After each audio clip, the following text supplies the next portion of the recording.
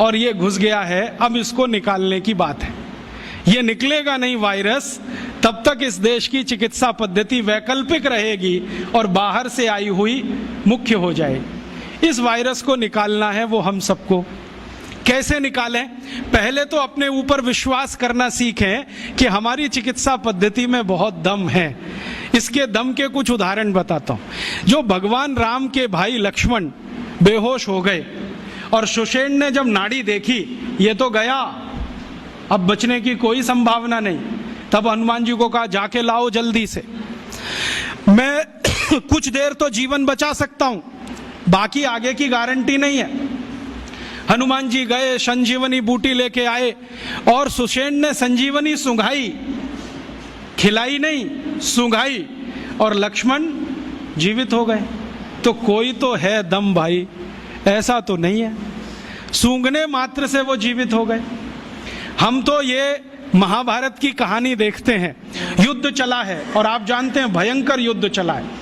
भारत के पिछले हजारों साल के इतिहास में सबसे भयंकर युद्ध हुआ है तो महाभारत का युद्ध हुआ है, जिसमें थोड़े बहुत नहीं लाखों लोग मारे गए।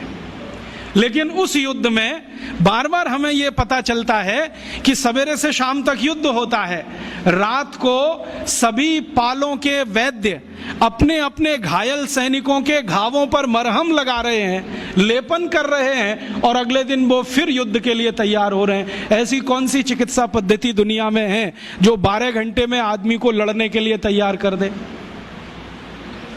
और महाभारत की ऐसी एक नहीं सैकड़ों कहानियां, उसमें से तो एक कहानी मैं बताता हूं। कौरवों की कहानी जानते हो? 100 थे, एक माता के 100 पुत्र कैसे हो गए? एक माता के 100 पुत्र कैसे हो गए? और अद्भुत बात जो समझने की है, वो 100 के 100 सभी पुत्र एक जैसे, ऊंचाई में एक जैसे, चौड़ाई में एक जैसे, लंबाई सबकी बराबर, हाथों की लंबाई बराबर, शरीर सबका एक जैसा, चेहरा सबका एक जैसा। बड़ा मुश्किल पहचानना। तो ये तो भाई कोई क्लोनिंग हुआ हो तभी संभव है, वरना कैसे संभव है? अभी तो हम प्राकृतिक तरीके से जानते हैं कि 2 ट्विंस भी पैदा हो जाएं तो एक जैसे नहीं होते, लेकिन कौरव तो सबके सब एक जैसे। तो शायद उस समय कोई बड़े महान चिकित्सक रहे हों जिन्होंने गांधारी के रक्त में से कुछ निकालकर क्लोन कर दिया हो, या उनके गर्भाशय से कुछ निकालकर क्लोन किया हो, उसमें से ये कौरव पैदा हुए हों। तो ये क्लोनिंग की टेक्नोलॉजी तो 5000 साल पहले इस देश में थी। यूरोप तो अभी जान रहा है इसको, और यूरोप अभी तक भेड़ बकरियों पर प्रयोग कर रहा है, यहां तो आदमियों पर प्रयोग 5000 साल पहले हुआ। तो कोई तो दम होगा इसमें। हमारे सुश्रुत संहिता को आप जानते ही हैं, आप में से शायद किसी ने पढ़ा होगा, नहीं पढ़ा तो जरूर पढ़िए। सुश्रुत संहिता में बहुत साल से पढ़ता रहता हूं। हालांकि मेरा विषय तो इलेक्ट्रॉनिक्स है, लेकिन मुझे इसमें इंटरेस्ट है।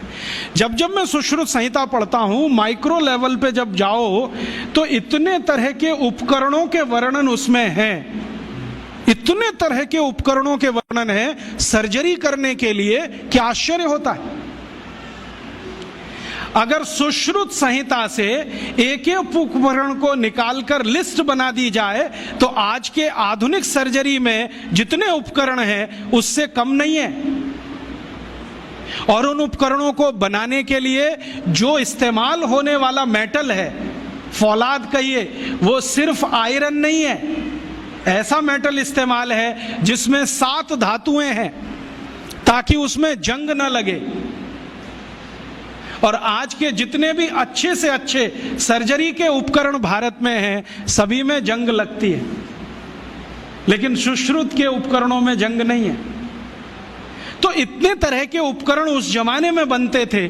सुश्रुत का समय तो कोई आज का नहीं है, कम से कम 3500 साल का है। उस समय अगर ऐसे उपकरण बनते थे तो कोई तो दम होगा इस देश की चिकित्सा व्यवस्था में, ऐसे तो नहीं है।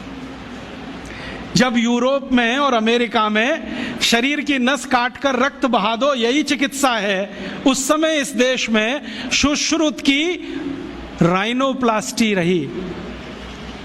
आपको मालूम है राइनोप्लास्टी भारत ने दुनिया को सिखाया है।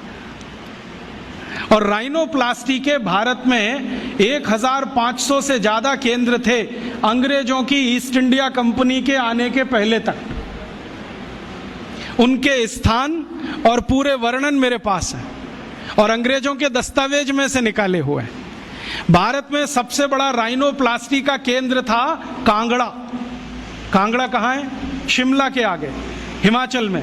और कांगड़ा और उसके आसपास में 700 केंद्र थे जो राइनोप्लास्टी सिखाते थे। दक्षिण में जबरदस्त केंद्र थे राइनोप्लास्टी के।